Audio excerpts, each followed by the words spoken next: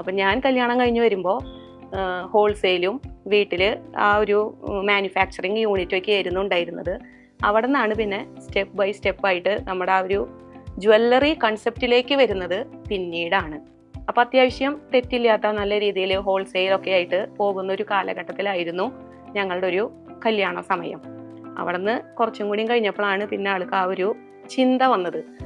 നമ്മുടെ ഇവിടെ ഹോൾസെയിൽ ഡിവിഷനിൽ നിന്ന് ഒരുപാട് ആളുകൾ വന്ന് വെഡ്ഡിങ്ങിൻ്റെ ഗോൾഡ് നമ്മുടെ മാനുഫാക്ചറിങ് യൂണിറ്റിൽ വന്ന് സെലക്ട് ചെയ്ത് എടുത്ത് പോകാറുണ്ട്.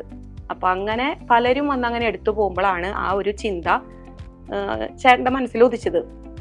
അങ്ങനെയാണ് നമ്മൾ 2018 തൃശ്ശൂർ പള്ളിക്കുളത്ത് ലിയോസ് ഗോൾഡ് ആൻഡ് ഡയമണ്ട്സ് എന്നുള്ള ഒരു സ്ഥാപനമായിട്ട് മുന്നോട്ട് വരുന്നത്.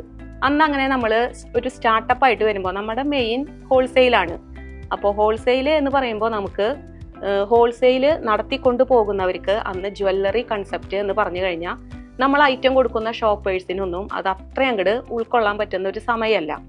അപ്പോൾ നമ്മളൊരു ജ്വല്ലറി സ്റ്റാർട്ട് ചെയ്യുമ്പോൾ മാക്സിമം ക്ലോസ്ഡ് ആയിട്ടാണ് കാണിക്കുക. എല്ലാ ഓർണമെൻറ്റും ബോക്സുകളിലാക്കി ഇൻസൈഡ് ഡ്രോകളിലൊക്കെയാണ് നമ്മളത് വെക്കുക. ഒരുപാടൊന്നും ഡിസ്പ്ലേ നമ്മളന്ന് ചെയ്യാനായിട്ട് മുതിർന്നില്ല.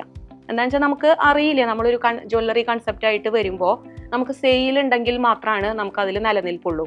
അല്ലാത്ത പക്ഷം നമ്മളിത് ആദ്യമായിട്ട് വെക്കുന്ന ഒരു കാൽവെപ്പ് നമുക്ക് ഹോൾസെയിൽ രംഗത്താണ് നമ്മുടെ ആ ഒരു കഴിവ് പതിപ്പിക്കാനായിട്ട് ലിയോ ചേട്ടന് സാധിച്ചിട്ടുള്ളത്.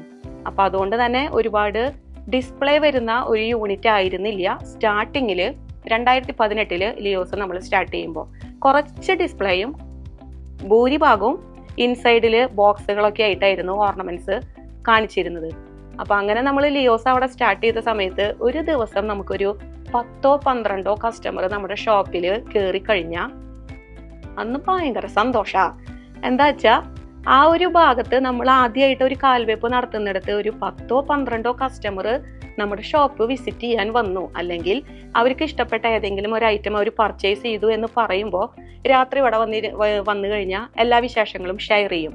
അപ്പം ഇന്ന് അങ്ങനെ ഉണ്ടായി, ഇന്ന് ഇങ്ങനെ ഉണ്ടായി, നമ്മൾ അങ്ങനെ ഷോപ്പ് ഇങ്ങനെ വെച്ചപ്പോൾ ആളുകൾ ജസ്റ്റ് കാണാൻ വന്നു, ആ ഒരു സന്തോഷമൊക്കെ പങ്കുവെച്ചിരുന്നു. അപ്പോൾ അതങ്ങനെ ഒരു വർഷം അങ്ങനെ മുന്നോട്ട് പോയി. അതിനുശേഷമാണ് പിന്നെ 5 തവണയായി. ഇപ്പോൾ അത് 7ാം വാർഷികത്തിലാണ് നമ്മൾ ലിയോസിൻ്റെ ആനിവേഴ്സറി വന്ന് നിൽക്കണത്. 5ാമത്തെ തവണയാണ് എക്സ്പാൻഷൻ ലിയോസിൽ വരണത്.